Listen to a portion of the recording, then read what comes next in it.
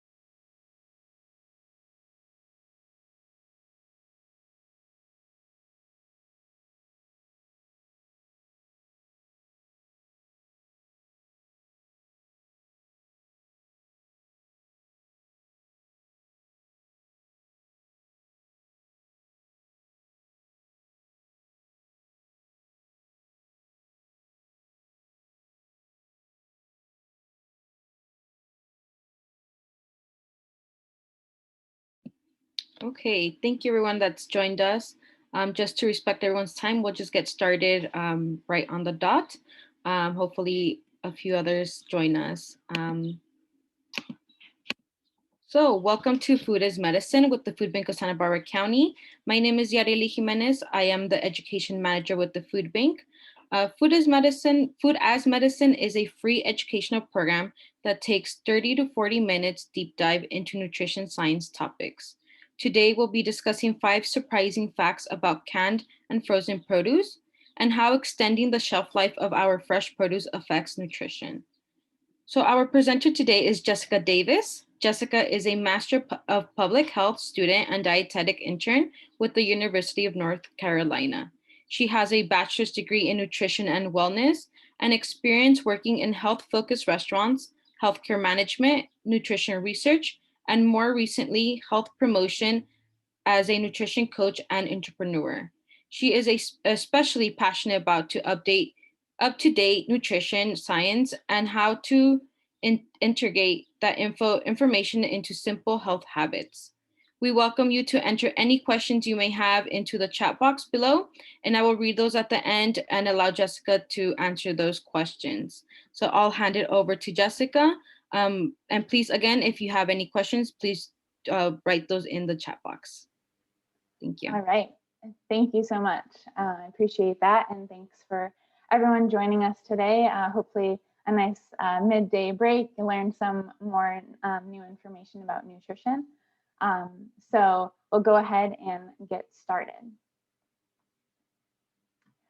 So first things first, I'm kind of curious if you've ever, if any of these things sound relatable to you. So feeling maybe guilty about throwing away fresh produce, or maybe you've heard that canned vegetables are bad for you, or that frozen fruit is less healthy, or things like that. Or maybe you've tried eating these different products, but you found out that you really don't like the flavor of them. Maybe the texture of the flavor was kind of off.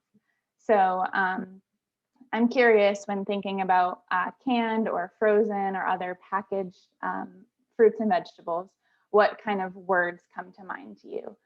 So try to think of like 1 or 2 descriptive words that you would think of when thinking about these different products. So for the presentation today, we will be looking at how both fresh and packaged options can support positive health outcomes. We can gather some tips and tricks to make the canned and frozen items taste better, and then understand how nutrients are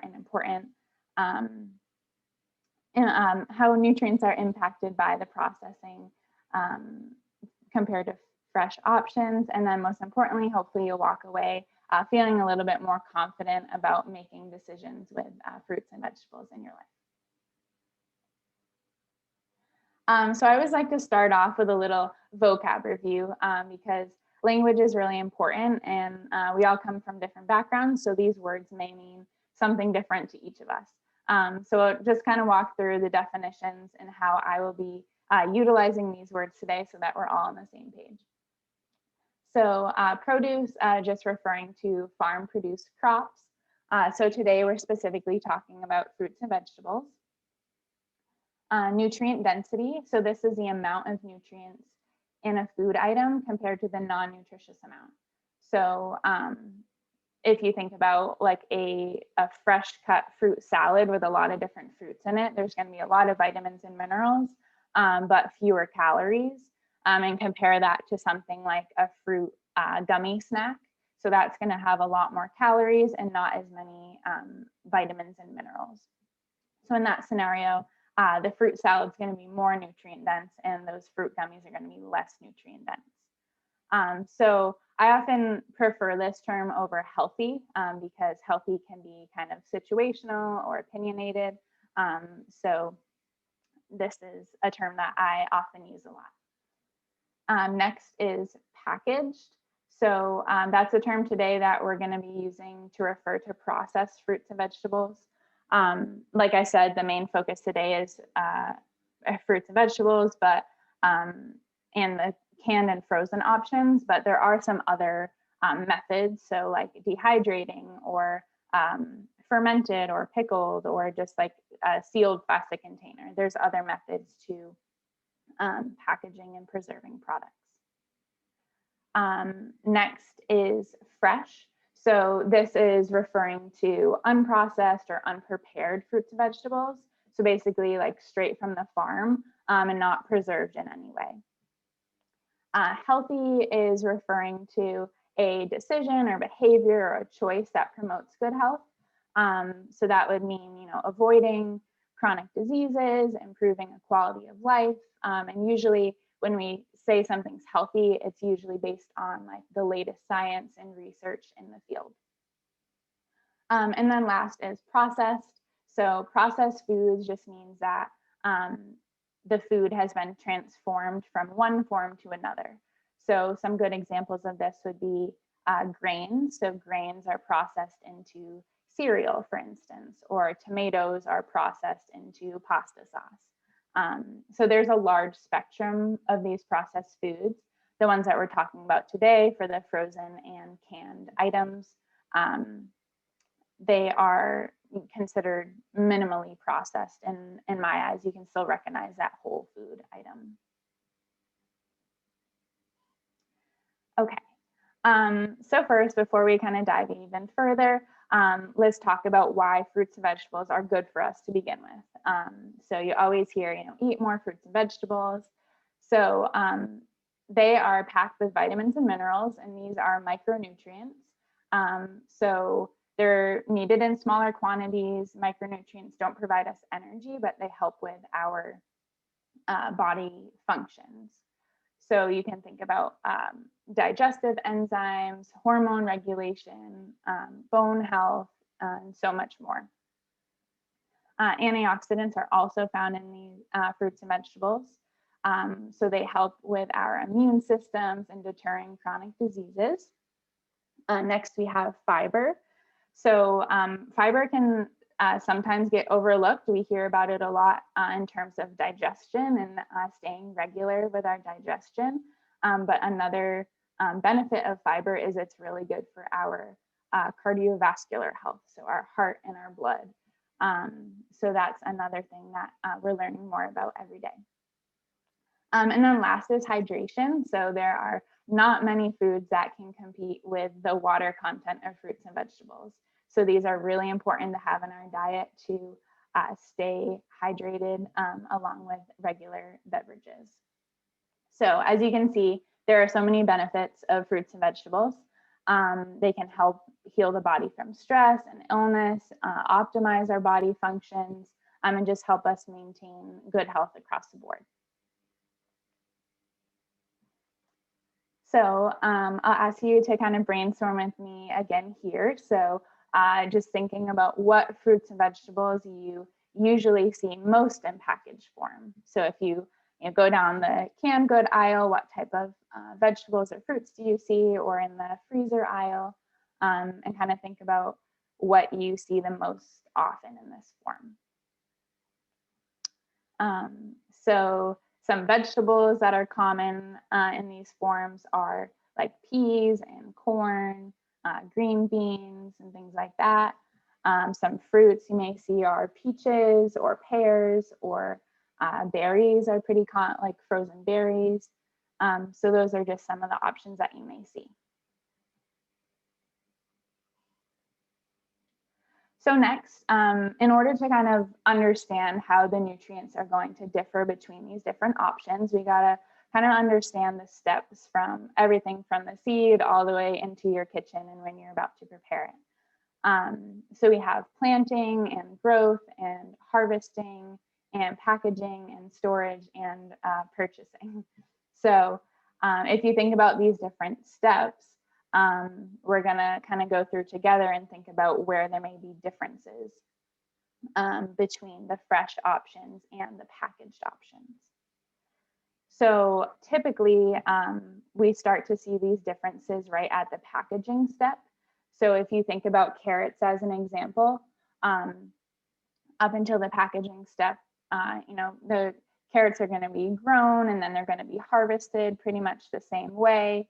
But then once they get to a production facility, there's kind of two options. So they'll either take those fresh options and put them into a big container and ship them off to the grocery store to get put onto a shelf.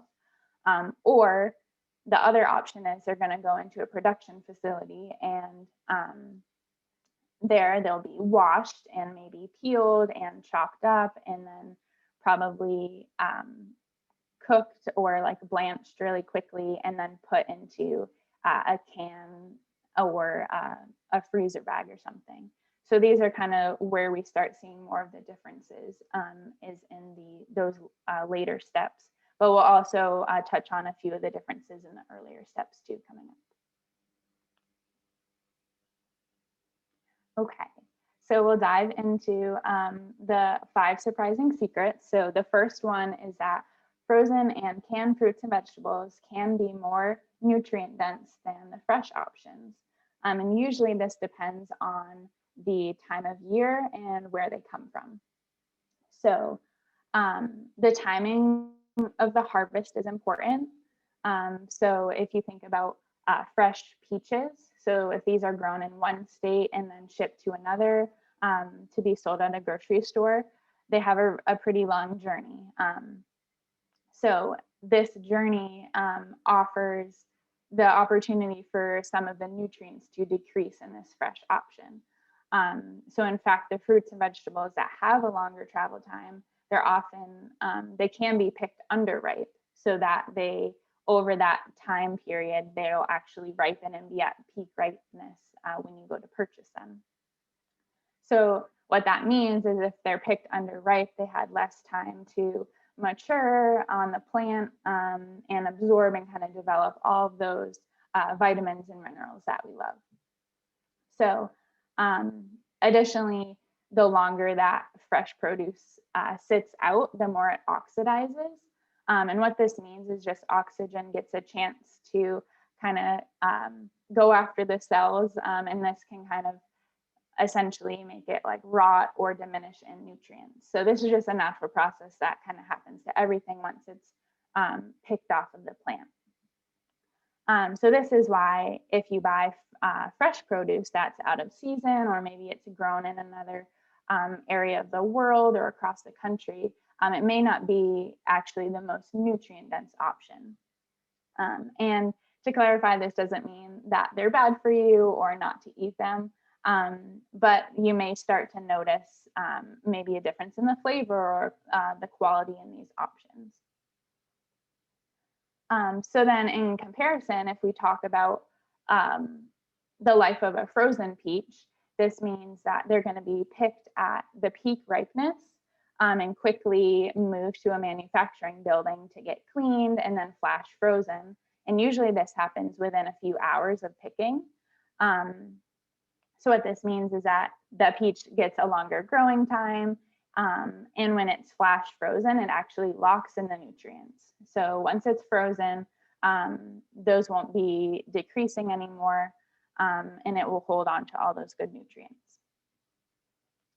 And then there's also canned options. So similarly, if peaches are canned as soon as that can is sealed, the nutrients are locked in, that oxygen can no longer access the fruit.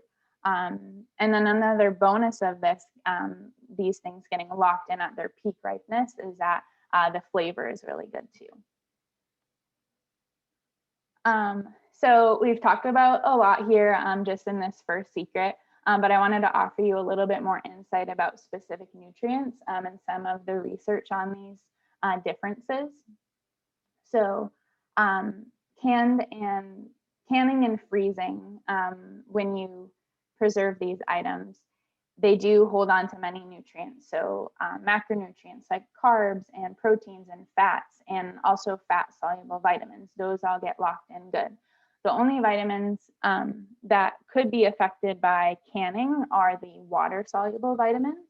And that's because there is a heating step in the canning process. So some of these vitamins are like vitamin C or the B vitamins, which there are quite a few of them. So when the canning requires that high heat to get rid of any bacteria, and just like preserve that produce, then there's a chance that some of these vitamins may diminish.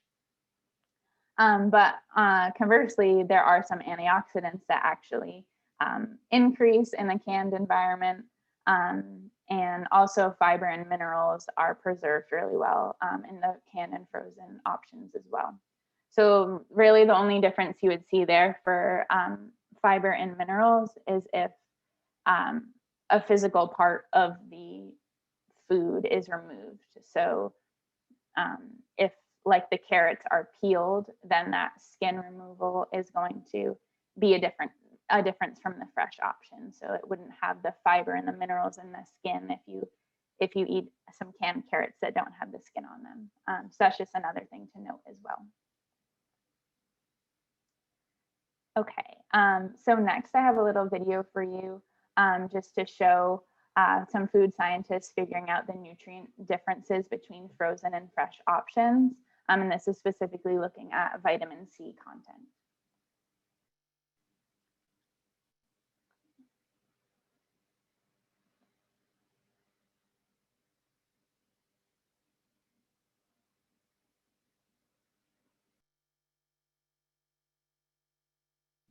Jessica, I believe you have to be off mute so we can hear it.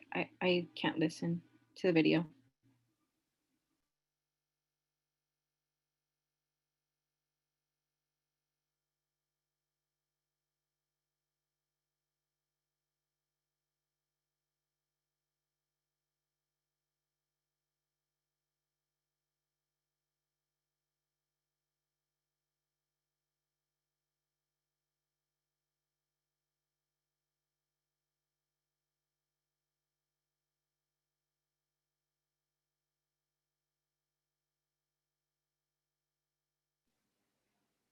Sorry, it seems like we're having a little sound issue with the video here. So hopefully those captions will help for a minute.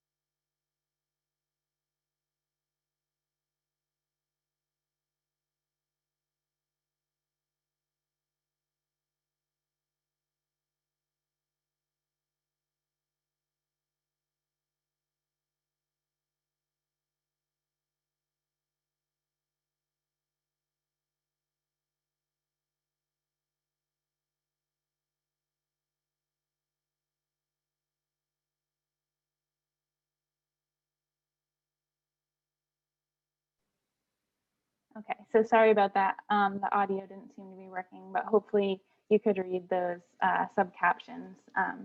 But to, oh, okay, I see a comment now. So hopefully you got to follow along a little bit, but to just summarize that, that short clip is they were talking about how the fresh options they were looking at, Brussels sprouts, were transported from Africa, so the nutritional value of the vitamin C had actually diminished. So we will carry on now to secret number 2. Okay. So the next one is that we don't have enough evidence to claim that pesticides or genetic modification negatively impacts the nutrient density of produce. So you might be thinking, you know, what about organic? What about non-GMO? Like, I've always heard that these are healthier than the conventional fruits and vegetables. So this is something that is debated a lot in the field. And I'll kind of explain why. So the organic regulations have a lot more to do with the pesticide use and the farming practices than the nutrient content. So there have actually been studies showing that the nutrient content is quite comparable between organic and non-organic options. And same with GMO and non-GMO. So I do like to add, though, like, this is a completely personal choice. So if you want to limit your exposures to certain pesticides or to the GMO products, which just to remind everyone, that means a genetically modified organism. So it's a personal choice if you want to kind of avoid these different foods. There's potential health risks to these, but like I said, their research right now is kind of inconclusive. There's just a lot more for us to learn. So, but in terms of strictly nutrients, like how much vitamin C is in an orange, you're probably going to see about the same across the board. So one thing that I also recommend is, if you're interested in being strategic about buying organic and kind of want to experiment with that, there are 2 really helpful lists that the Environmental Working Group have put together. And one is called the Dirty Dozen and the other is called the Clean 15.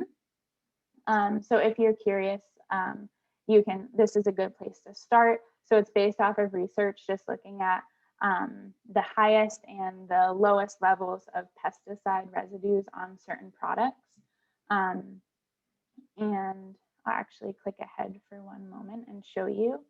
So these are the 2 lists. So you can see on the left is the Dirty Dozen. So these ones have been shown to have more pesticide residues on them in conventional produce. And then the right side are the cleaner ones. So there's just less pesticide usage if you're trying to kind of reduce risk or exposures.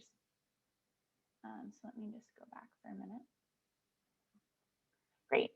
So then another consideration too is the soil quality. So good intentional soil and farming practices means that there'll be more vitamins and minerals in your produce. And this comes down to decisions made by the farmers, and then as you as a consumer, just to what you're willing and wanting to buy. Fertilizers are also a consideration. So these can be, they can cause plants to grow a lot faster than they usually would, which can actually weaken some of the nutrients. So that's something to keep in mind. There are some nutrients like amino acids, which are protein components, and certain vitamins that can increase with fertilizer use, but there's also some nutrients that decrease, like vitamin C or magnesium or calcium.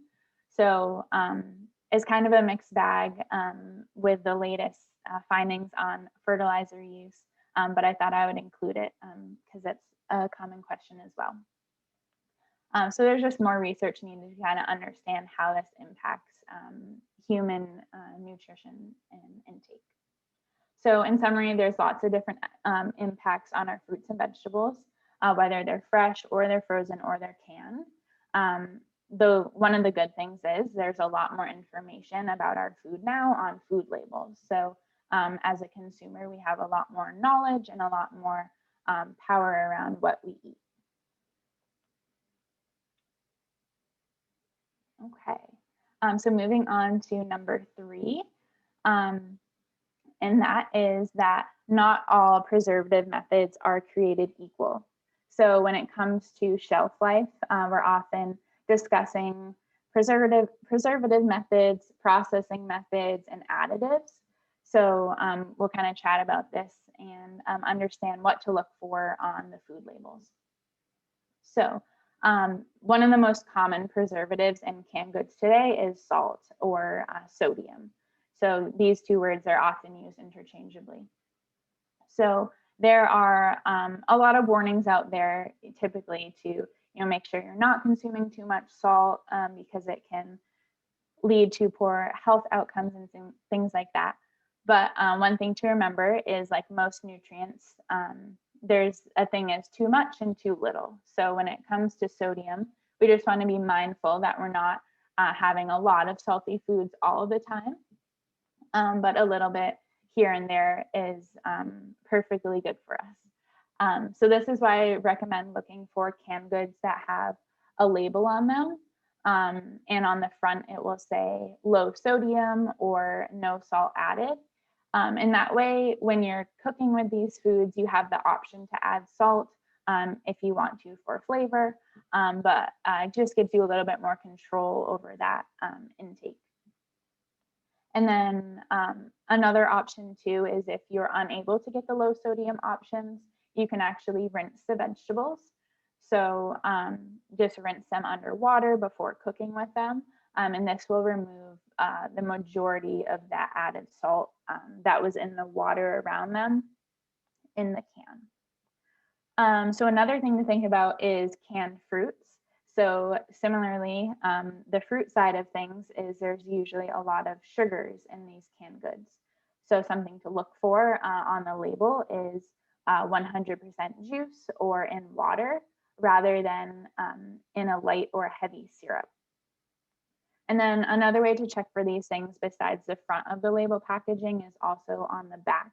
And coming up, I'm going to show you a few photos and slides just to explain this better. And so we will move along to that here in just a second.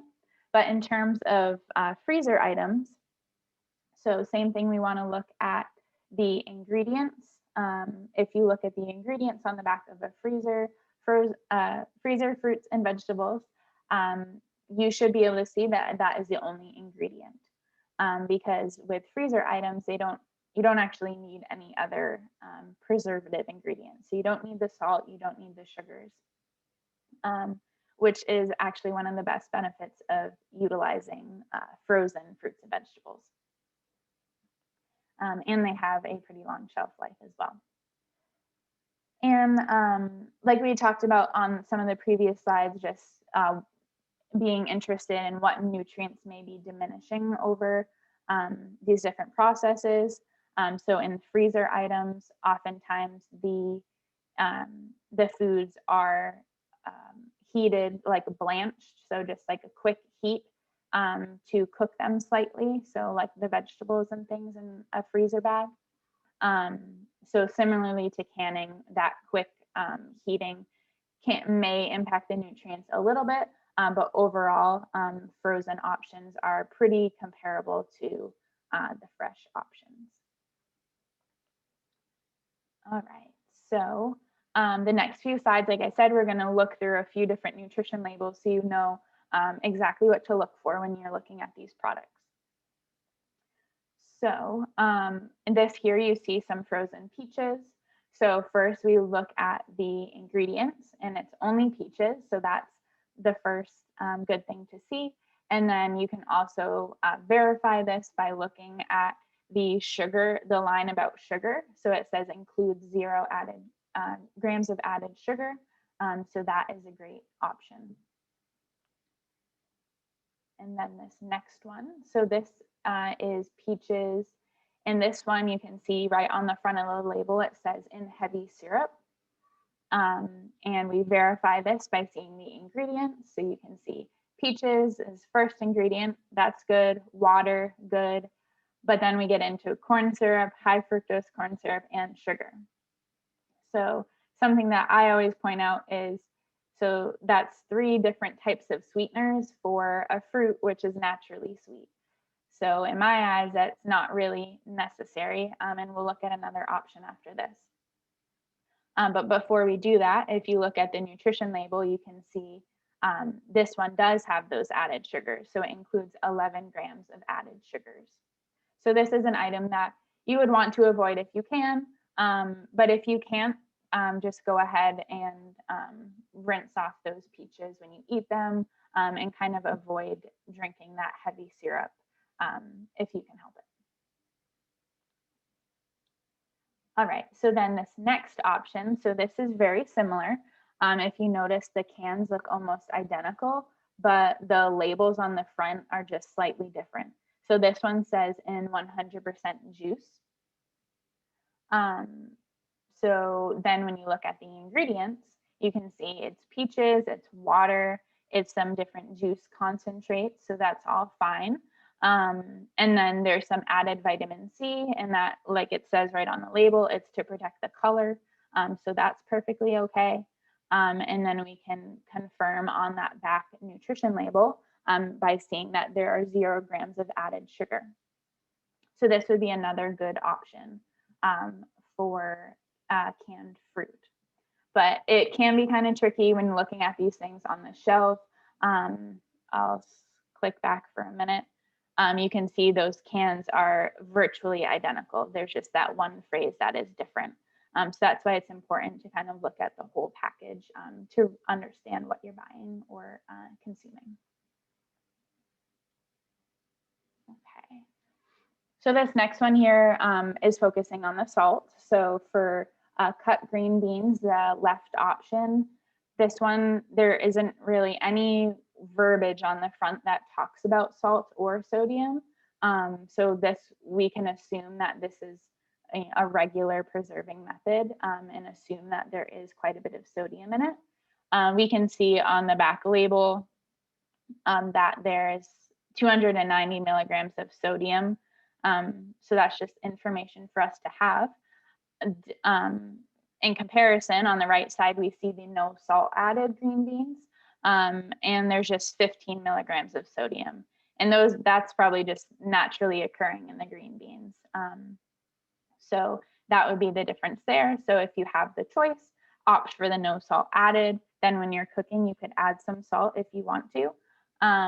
If you can't avoid, if you get the option on the left, then go ahead and just rinse those with water before cooking with them, and you can feel good about still consuming those vegetables. Okay.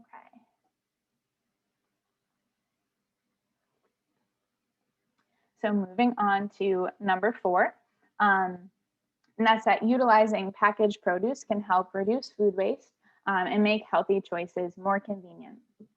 So there are some pros and cons to each of these, so we can kind of talk through the differences of these products. So for the fresh options, you can see they're going to last about 5 to 7 days. Frozen option is going to last months, and then those canned options can actually last years. So when thinking about this, one thing is to think about how you're using these products. So for the fresh spinach, you may want to use these in something where the texture and the flavor is really going to matter. So say like a salad, or putting some pieces on a sandwich or in a wrap or something. And then with the frozen and the canned options, I always recommend using these in something where the texture doesn't really matter. So this could be in a soup or a stew, or in a quiche, or in like a warm side dish or something where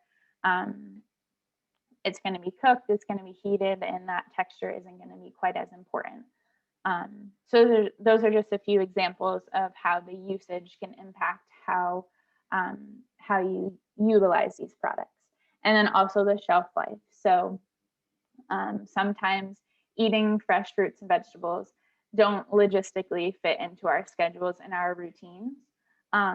So that's when those longer shelf life items can really come in hand and be beneficial, so that we're getting some fruits and vegetables into our diet if we're not able to get to the fresh ones. So we'll click on to the next one. So number 5, this is the last secret, and that is that rotating which fruits and vegetables you purchase, fresh versus packaged, can help to decrease costs. So it's no secret that eating healthy is known to be expensive. So I wanted to do a quick kind of side-by-side comparison and look at the price per ounce of these options here on the screen. So I was pretty surprised to see that the canned green beans were actually the cheapest.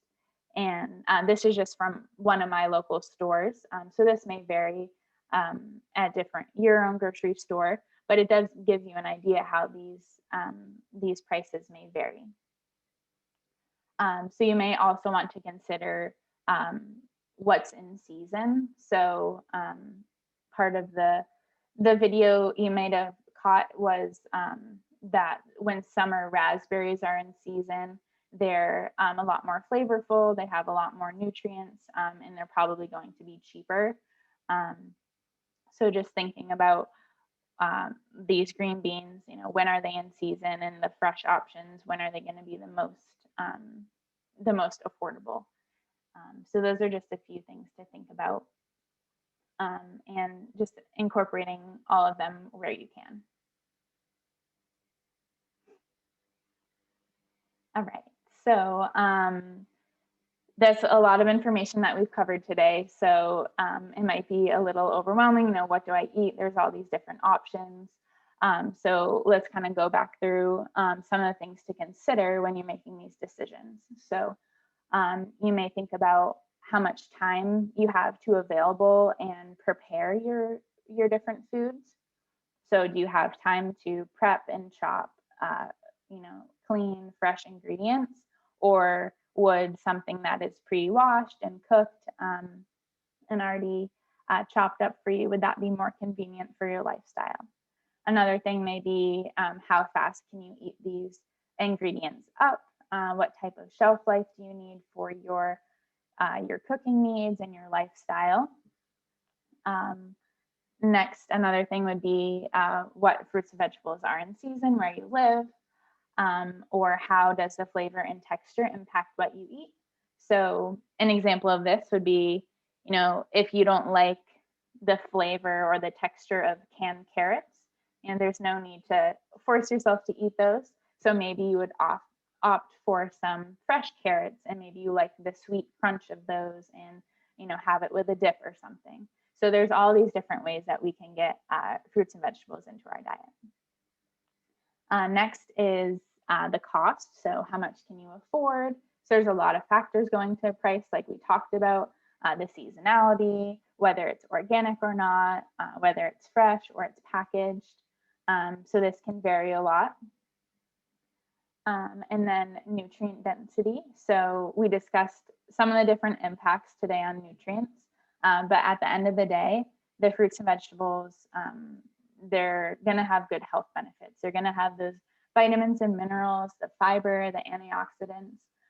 So even if they're not at the peak nutrient value or the perfect values, they're still going to be beneficial for you. And then last, of course, is access. So whatever you have available, whatever you can afford, you can prepare, that's going to be the best for you.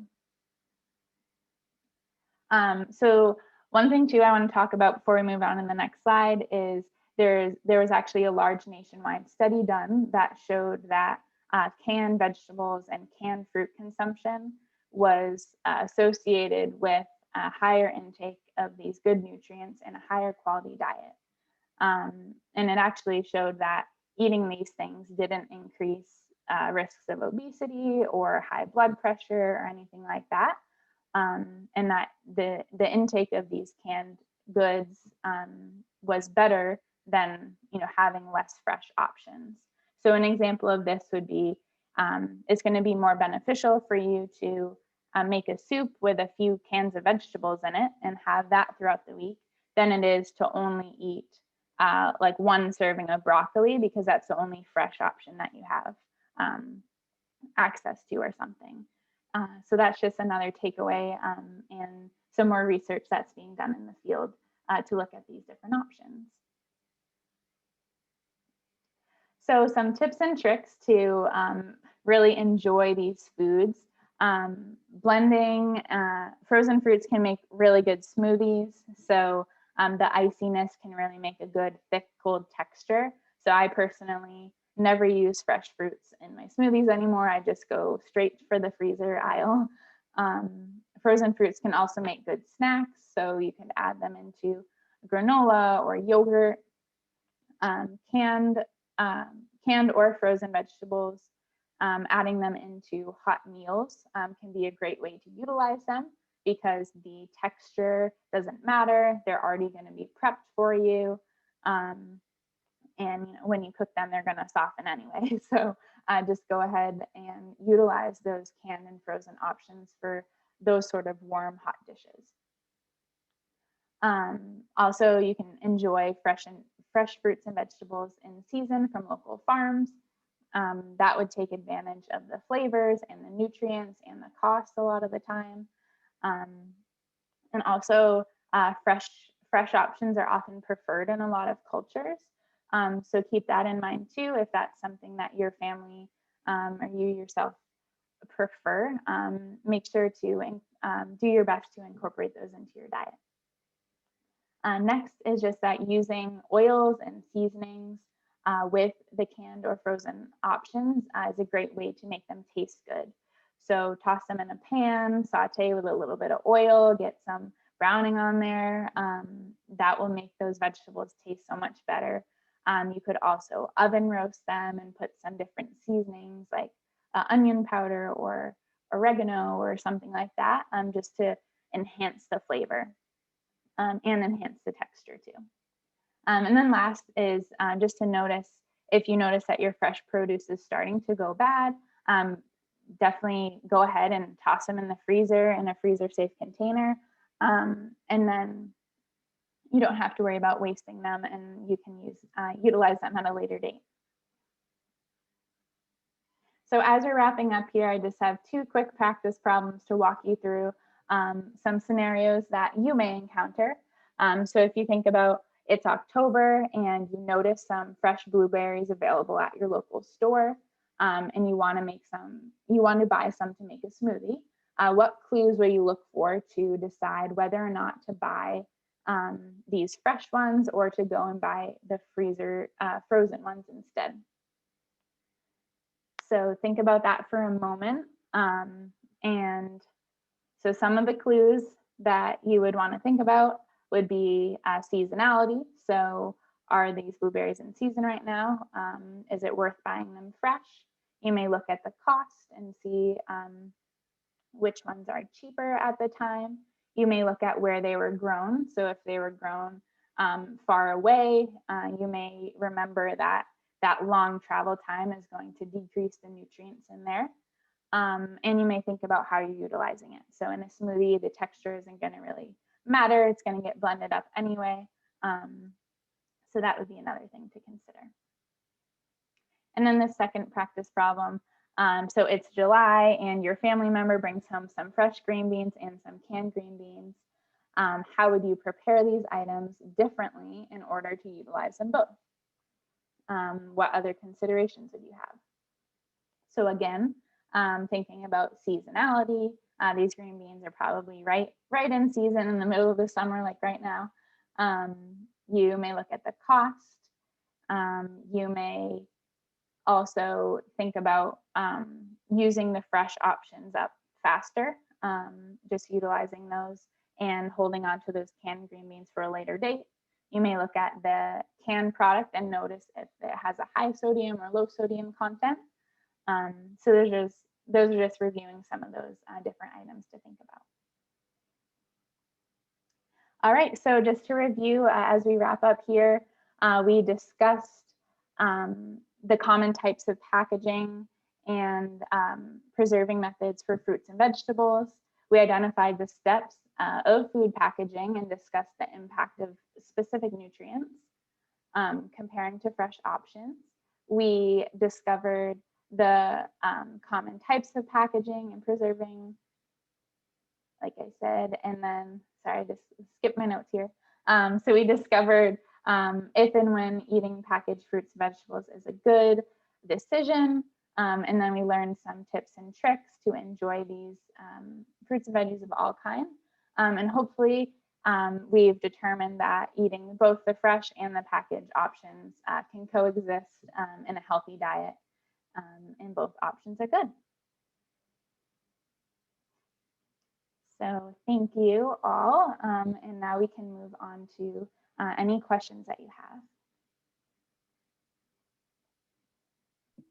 Thank you, Jessica. So we have a few questions in the chat. We have one from Karen. So what about pickled or fermented vegetables? Can we assume similar nutritional value as canned? Yes, so in that situation, yeah, I would assume they're pretty similar to canned, because same thing, when they're fermented or pickled, they're in a liquid. So, and they're going to be sealed typically.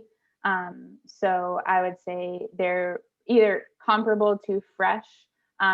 If they're not sealed for a long shelf life, then I would say they're comparable to fresh. But if they are sealed for a long shelf life, then they'd be similar to canned. So I would, those are perfectly good options for getting in some more fruits and vegetables in that form. Another question was, do you recommend rinsing canned vegetables to remove excess salt? Yeah, so I do recommend that, especially if it is a product that has a higher level of sodium. And like I said, this is more just so you have a little bit more control over knowing how much salt you're adding to your dishes. So just go ahead and rinse those off with water before you consume them. And then if you realize like, oh, the flavor's still a little off, then like go ahead and add a little table salt, so that you want to enjoy them. But yeah, I would recommend rinsing out of the can to just remove some of those preservatives. There is a lot of packaging in the markets for fresh food. Are producers working on more environmentally friendly ways to package these items? That's a really good question.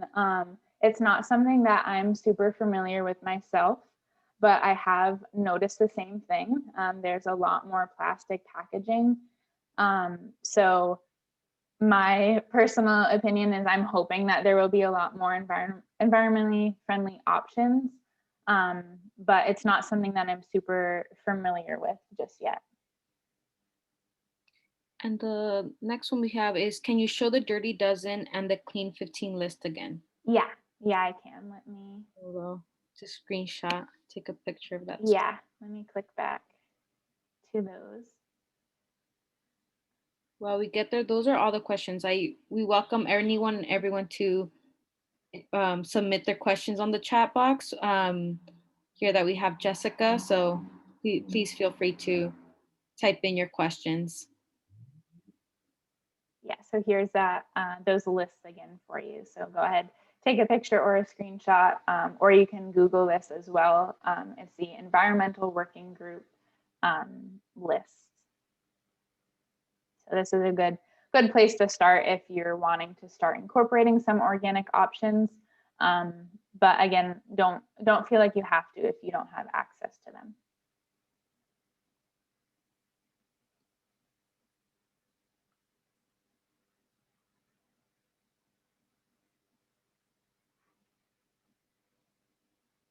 I don't see any other questions. We'll give it a few minutes to see if anyone else has last minute questions.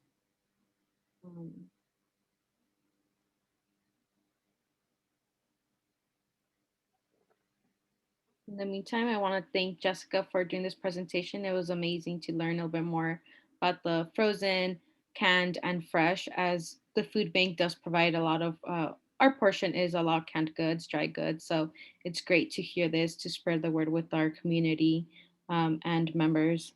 So thank you everyone as well who joined us. And it seems like we don't have any more questions trickling in. So we could wrap it up 10 minutes early.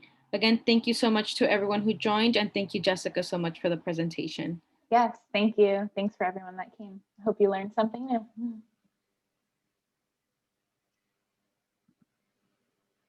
Bye, everyone. Have a great day.